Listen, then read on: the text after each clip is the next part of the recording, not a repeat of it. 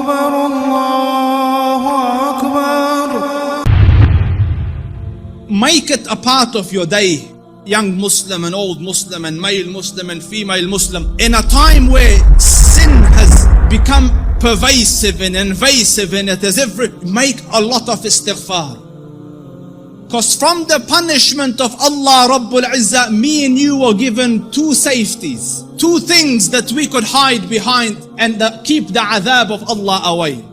Allah Rabbul Izzah says, وَمَا كَانَ اللَّهُ لِيُعَذِّبَهُمْ وَأَنْتَ فِيهِمْ.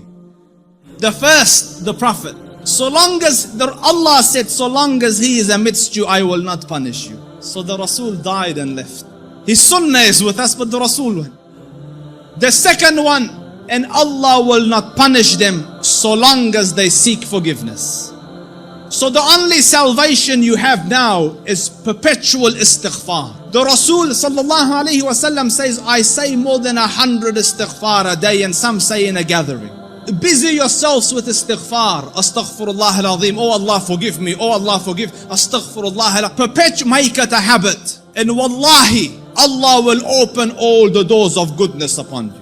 In the time of Hassan al-Basri, he was alim, zahid, taqiyyun, naqi, lillahi al-wali, min al-shaytani bari, a righteous man. And he had students. So he was busy with them, and a man came and he said, Shaykh, I have problems.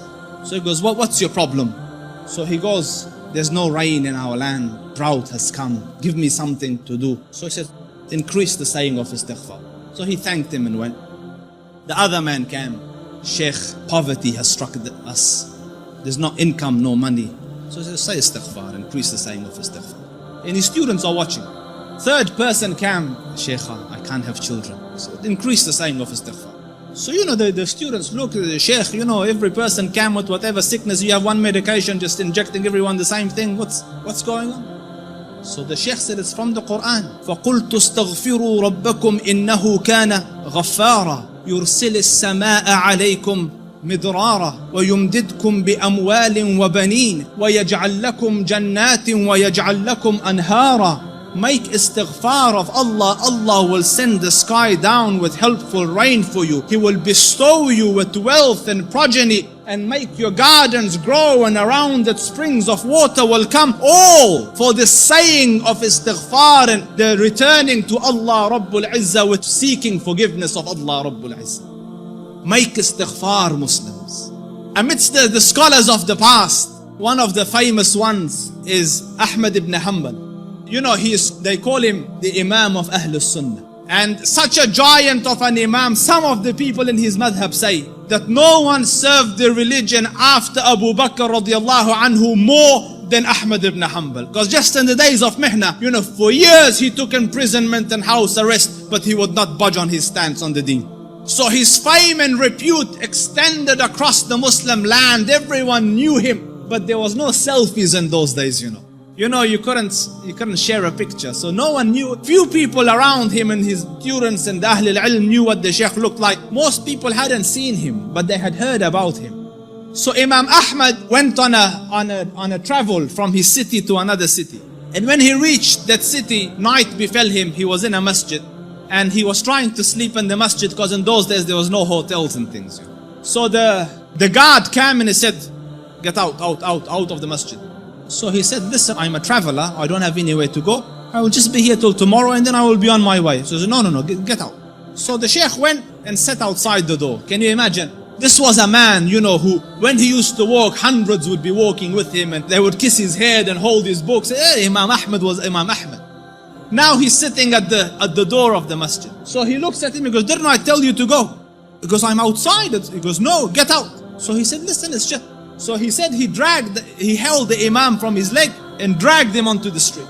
Imam Ahmad. And the Shaykh, subhanallah, And when he's landed in the middle of the road, across the road was a baker, the one that makes bread. So the baker saw him and he goes, listen, he sees in him signs of piety and taqwa. So he goes, come here and sleep in my bakery, and I'm making the dough all night and fixing the bread, because people will come at Fajr to buy, but you sleep here as I'm doing my work.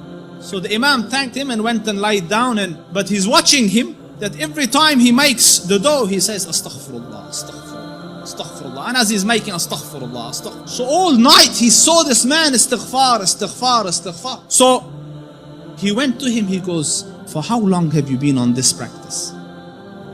For how long have you been practicing this? So he said, for a long time now. So he said, for how long? He said, for a long time. So he goes, have you seen any benefits?